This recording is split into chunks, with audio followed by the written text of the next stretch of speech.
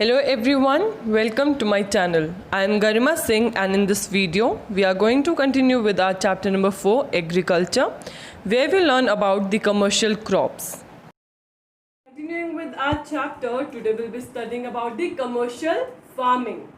I hope by now you must have seen all the previous part of this chapter and all the concept regarding the agriculture is clear to you all. Now proceeding further in this chapter. Commercial farming हमने पढ़ा था. Farming के अंदर basically two types है, subsistence farming and the commercial farming. Right, subsistence farming हम previous video में कर चुके हैं पूरा कॉन्सेप्ट. आज हम पढ़ेंगे कमर्शियल फार्मिंग. जब मैं बोलूंगी commercial, commerce, okay, trade and commerce word याद आ रहा होगा आपको. तो मतलब बेसिकली हम sell in the market, okay, बाहर जाके मार्केट में चीज़ें बेची जाएंगी सो दैट इनकम हो.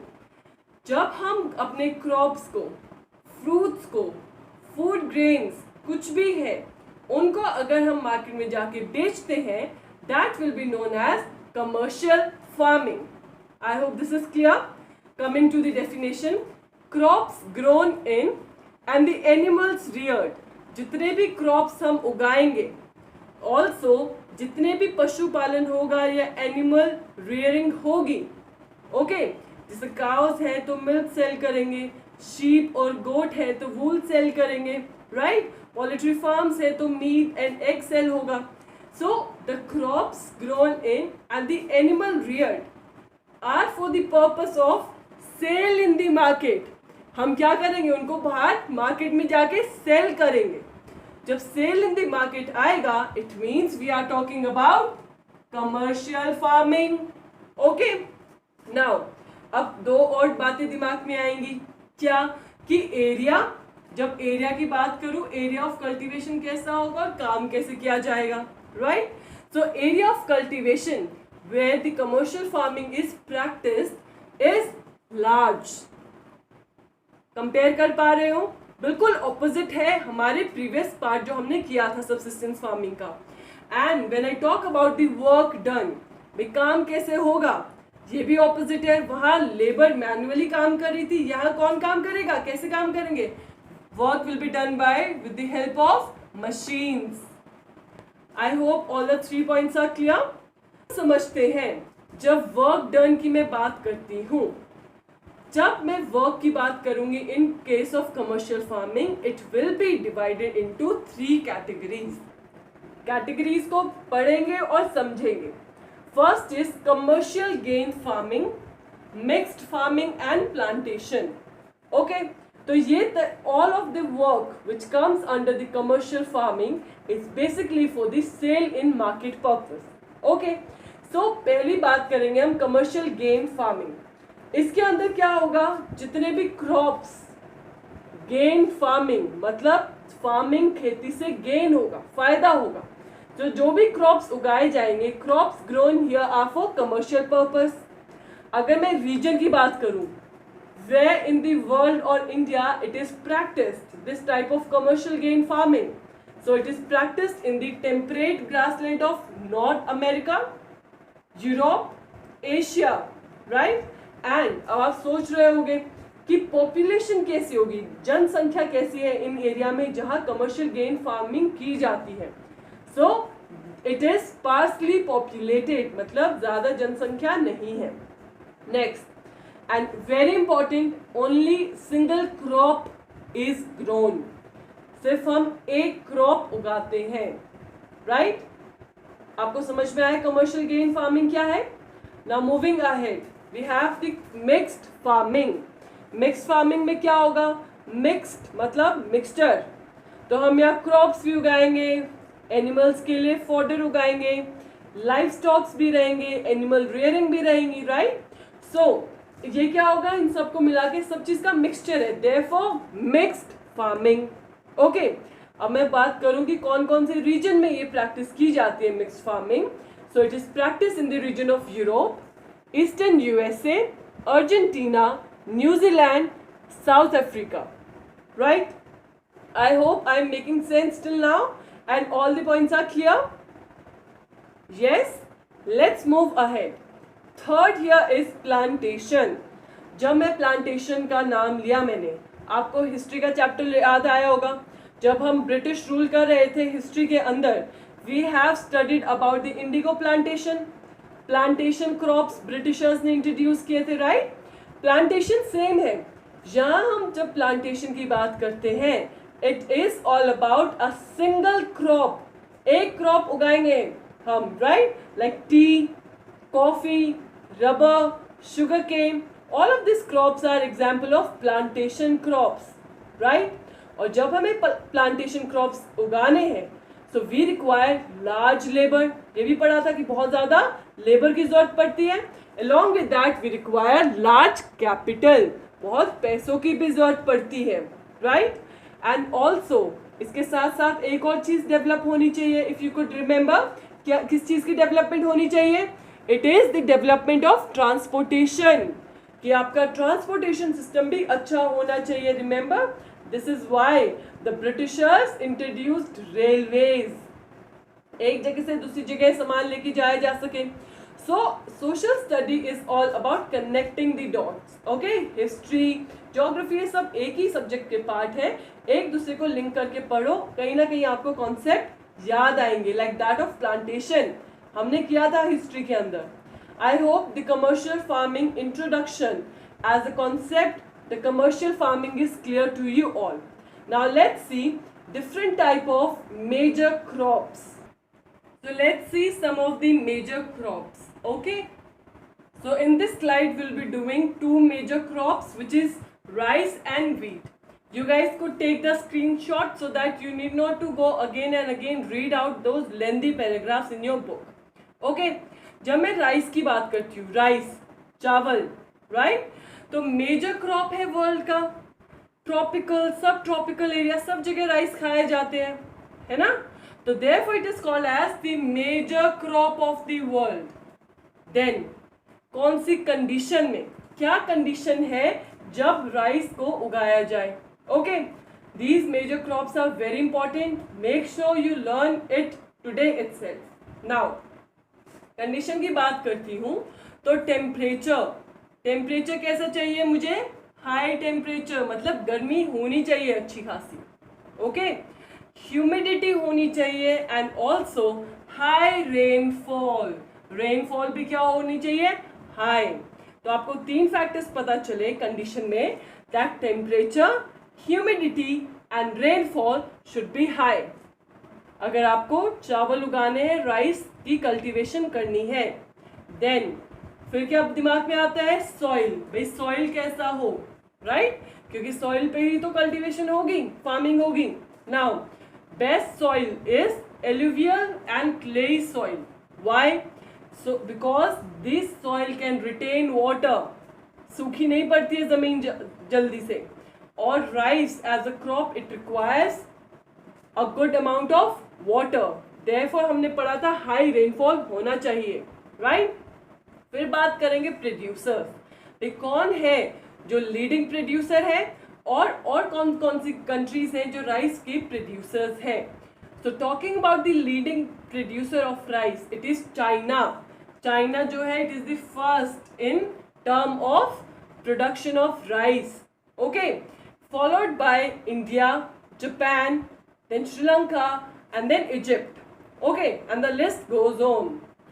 And when I talk about the Bangladesh, our neighbouring nation, and also our state West Bengal which is part of India.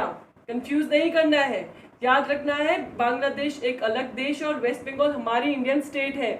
अगर इन दोनों रीजन की मैं बात करूं, क्योंकि यहाँ इतनी फेवरेबल क्लाइमेटिक कंडीशन है that rice is grown thrice a year. एक साल में 3 बार चावल उगाते हैं ये लोग यहाँ पे. So this was all about the major crop rice. आपको पता क्या क्या लिखना है? Condition, soil and the producer. Okay, similarly let's see the case of wheat. wheat क्या है? गेहूं. कंडीशन क्या होगी wheat के लिए? टेम्परेचर, रेनफॉल और सनशाइन कैसी चाहिए देखते हैं. टेम्परेचर मॉडरेट होना चाहिए. मॉडरेट मतलब मीडियम, ना ज़्यादा गर्मी ना ज़्यादा सर्दी. ओके, रेनफॉल बारिश होनी चाहिए, but when when it is the growing season, तब हमारी व्हीट ग्रो कर रही होगी। जब हार्वेस्ट, तब कटाई का सीजन आएगा, हार्वेस्ट करेंगे, उस टाइम हमें क्या चाहिए? ब्राइट सनशाइन, बहुत अच्छी धूप चाहिए, right. Also coming to the second condition, soil. Soil कैसा होना चाहिए व्हीट के केस में? It should be well drained, loamy soil, okay. And talking about the areas which all countries are producing wheat, it is USA, Canada, Argentina, Russia, Ukraine, Australia and our home nation India. और India में अगर मैं बात करूं, wheat कब उगाई जाती है? It is grown in the season of winters. Next is millets. Millets के बारे में पढ़ेंगे, ये भी मेजर क्रॉप का पार्ट है। And millets are known as the coarse grain. Coarse grain मतलब जिनका सरफेस थोड़ा रफ होता है, ओके, इतना फाइन नहीं होता like that of wheat and rice. Therefore these are the crops known as coarse grains, okay. अब बात करते हैं सॉइल, कैसी लैंड चाहिए होती है इनको उगाने के लिए? लेस फर्टाइल एंड सैंडी, ज्यादा उपजाऊ जमीन नहीं चाहिए और सैंडी लैंड भी चलेगी, ओके। कंडीशन क्या है? Low rainfall. कंडीशन क्या है? Low rainfall, high to medium temperature, adequate rainfall, okay. It means कम से कम रेनफॉल मिलनी चाहिए, ओके। और मीडियम टू हाई टेम्परेचर के बीच में टेम्परेचर वेरी करना चाहिए। एग्जाम्पल क्या है मिलेट्स के? एग्जाम्पल के अंदर कौन कौन से क्रॉप्स आते हैं? It is jowar, bajra, ragi. These are the crops that we grow in India and these are the part of millet crops.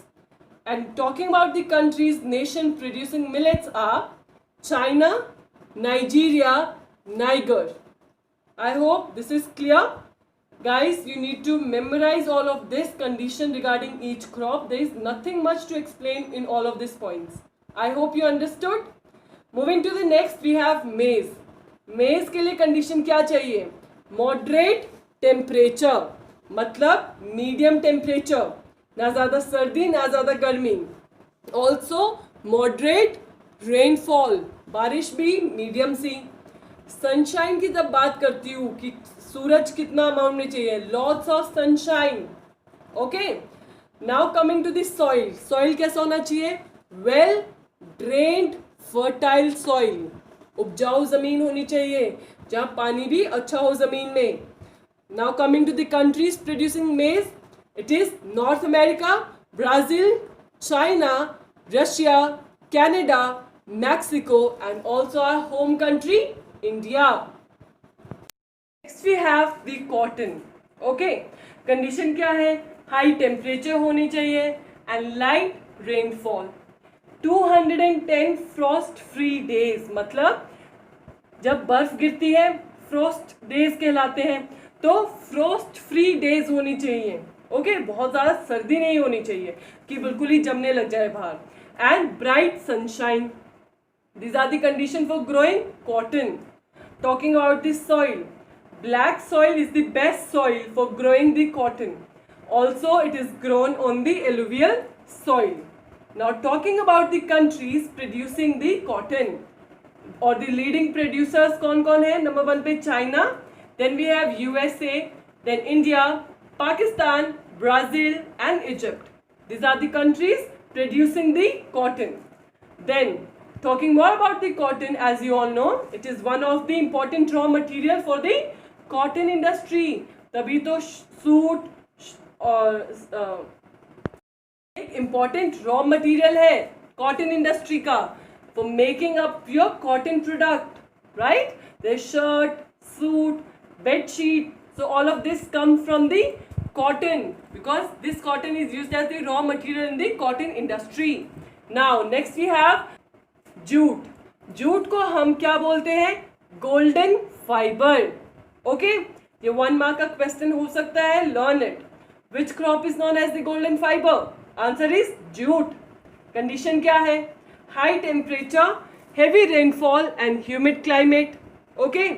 Soil कैसा हो, एलुवियल सॉइल हो, ट्रॉपिकल एरियाज में उगाया जाता है. Okay, and also which are the leading producer of jute, India and Bangladesh. Okay, we and our neighboring country Bangladesh is the leading producer of the crop jute. And then we have the coffee and the tea. Both of the crops are the beverages, right?